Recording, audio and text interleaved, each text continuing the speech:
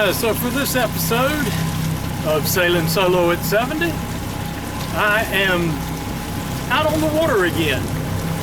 I'm on my Boston Whaler 110 Sport, 11-foot Boston Whaler, typical tri-hull front with a massive 25 horsepower 4-stroke on the back. And I'm just diddling along out in the ICW. Now, let me point out one thing. Most people say that's the intercoastal waterway. Now, that is incorrect. It is the intra-coastal waterway. Boat just went by. So intra, not inner, intra. But people will go on saying intercoastal waterway anyway.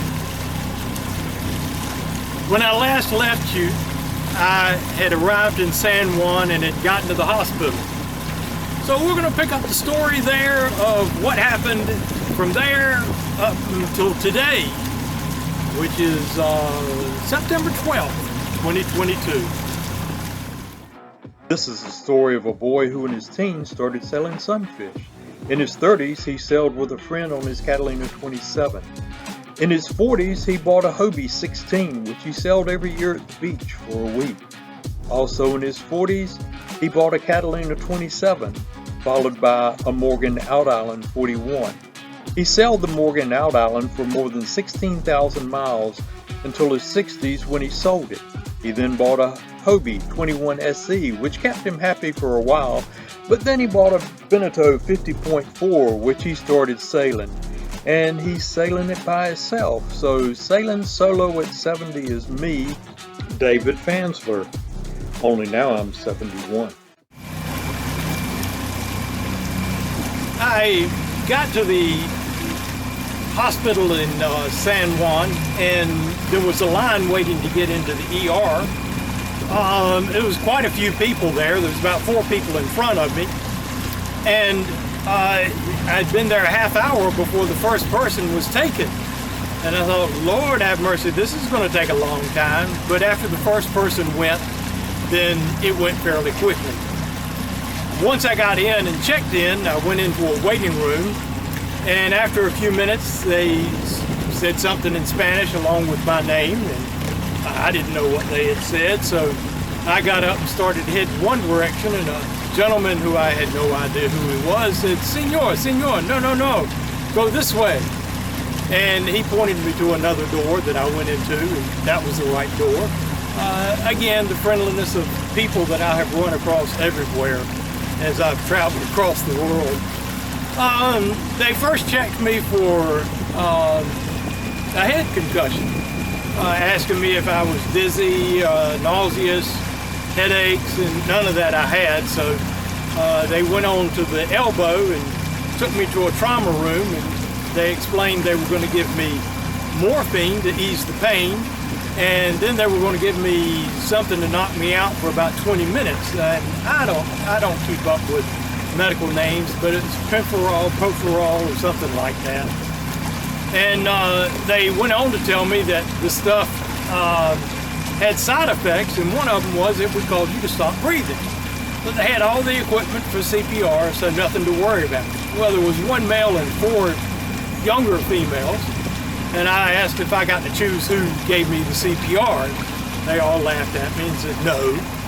So they put me to sleep and relocated my elbow, put me in a half cast, and a little while later I woke up and they said everything looked good, but the elbow was extremely loose, and that I was probably going to need surgery in order to get it to fix correctly. Well, they left me there, and after about 20 minutes it started hurting like a son of a gun. And so I started hollering for them, and eventually they came in, and I told them that I felt like something wasn't right, that it was hurting immensely. So they took me to x-ray, and sure enough, it was not set correctly, so they laid me out again on I was still on the same gurney, and started to give me the stuff to make me go to sleep. And I said, oh, what about the morphine? And they laughed and said, oh, that's good for 8 hours, you don't get any more. So they put me back to sleep, and redid my elbow. This time they got it right. By now it was about 3 o'clock in the morning, and they wanted me to see an orthopedic surgeon in the morning at their clinic. So I was out in the hallway, and the head of ER for the night shift was a younger female, and came up and asked me if I was hungry.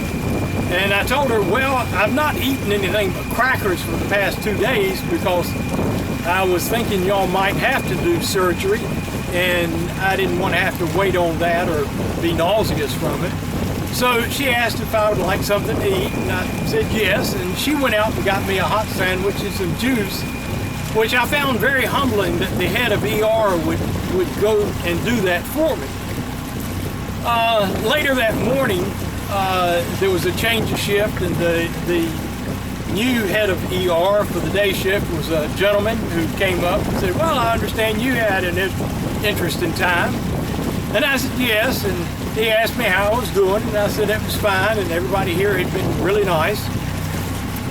I got taken down to the orthopedic clinic, and they saw me after a while, and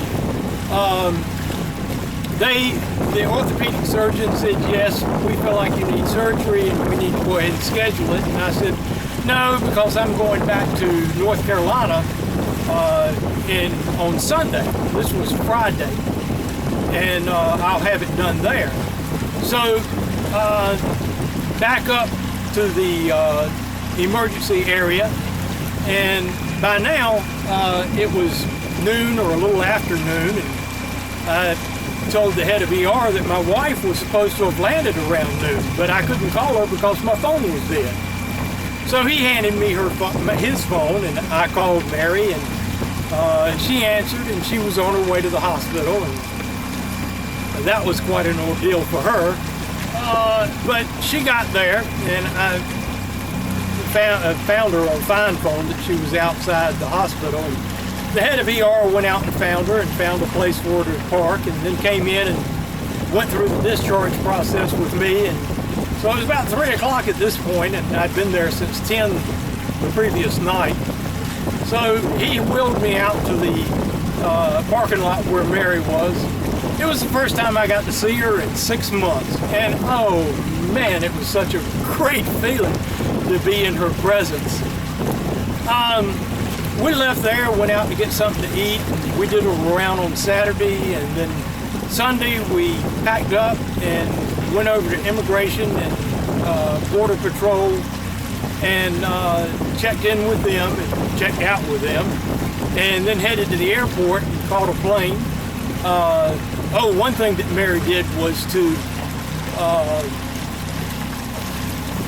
request a wheelchair for me, which was a wonderful idea on her part. It got me to the head of all the lines and through the lines very quickly. We had the most wonderful young lady who actually pushed the wheelchair for us and took care of both of us very nicely. We stopped in Miami and dropped off passengers, picked up passengers, and then flew on to Raleigh, North Carolina, and got there 6 or 7 in the evening, and we went to my eldest son's house, which he lives outside of Raleigh, because the next day we had an appointment with my surgeon. Now this was all thanks to Justin, my middle son, well, my middle child. He works for the he's the head designer for the website for Yale Medical School. And he had been contacting the head of orthopedics at Yale, and she gave a diagnostics, and contacted a number of other people, and knowing that I wanted to go to Duke, found out who the best surgeon was in orthopedics and made an appointment with him. Well, it just so happened to be it was the surgeon who had operated on me before, a Dr. Pigeon. So Mary and I got up and went to the orthopedics building in Raleigh, only to find out he was in Apex, which was about 20 miles away. So we jumped in the car and headed to Apex and got there probably an hour late. And even though I was an hour late, he took me in almost immediately. Did some x-rays, came in and said, well, it's pretty bad. And we could put it in a cast and wait for a month or 2 weeks and see what happens, or we could do surgery. And he says, personally, I think you need surgery. And Mary and I both agreed with him. And so surgery was set up for 2 days from then on Wednesday. So we had to make some runs at that point. So we went to Durham, where the operation was going to take place at Big Duke, and had some blood work done, the EKG. Then back to Raleigh for a CAT scan. Back to Apex for something, I've forgotten what it was. And then we went home. And this, when I say home, this is the new house that Mary had bought while I was out sailing. So it was the first time I got to see it, and also to see Romeo, our 6-year-old Shih Tzu, who absolutely loves me to death. Wednesday we went to Durham. We got there about 11:30. Operation was supposed to take place at 2:30, and he was running late. I finally went back about 6:30 or so, and he started operating about 9:30 or so, and I was finally released about 11 o'clock that night. Now, he ended up having to use some artificial tendon to shorten up the damage that had been done, and also put a hinge inside my elbow. Now, the hinge will come out later on. And again, I was in a half cast, and we got home, I don't know, it was about 1 o'clock in the morning. 2 weeks later, I went to see his PA, and they took the cast off and put me in a, I don't know, it's kind of a bionic looking splint. You could see it in the last video. It limited the range that I could move my elbow so that I couldn't accidentally move it too far. After that, I started physical therapy. At first, my range was very limited, but I'm almost out to straight, and I can get to that far. Now, that's far better than it was, and Dr. Pigeon said it would probably take a year for me to fully heal from this hoopla. That's about all I can say about it. I saw Dr. Pigeon for a 6-week checkup last week, and he seemed to think everything was going good. The x-rays looked good. And I asked him when I could go get the boat from San Juan, and he said, well, after I see you next time, which is November 4th.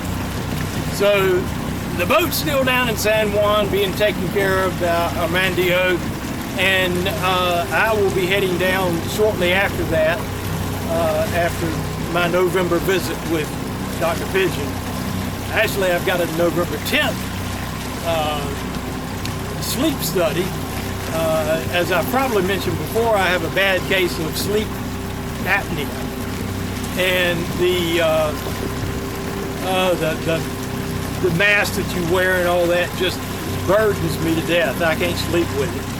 So the doctor I'm seeing is going to check me for what is snoring in my throat and make sure that I am eligible for a device called Inspire, which is a little device that they plant under your skin, kind of like a pacemaker, and then they run a wire up your neck to the back of your tongue. And what happens is that you have a little remote control you turn the thing on with at night when you go to sleep. And every time you breathe out, I think it's out, maybe in, who knows, it sends an electrical impulse to your tongue and moves it out of the way. It stimulates it and moves it out of the way. This has had a very, very high success rate, a lot better than the CPAP machines. So I'm hoping I'm going to, I'd like to get in before November 10th, but if I don't, I don't. And so I'll go down to the boat after November 10th.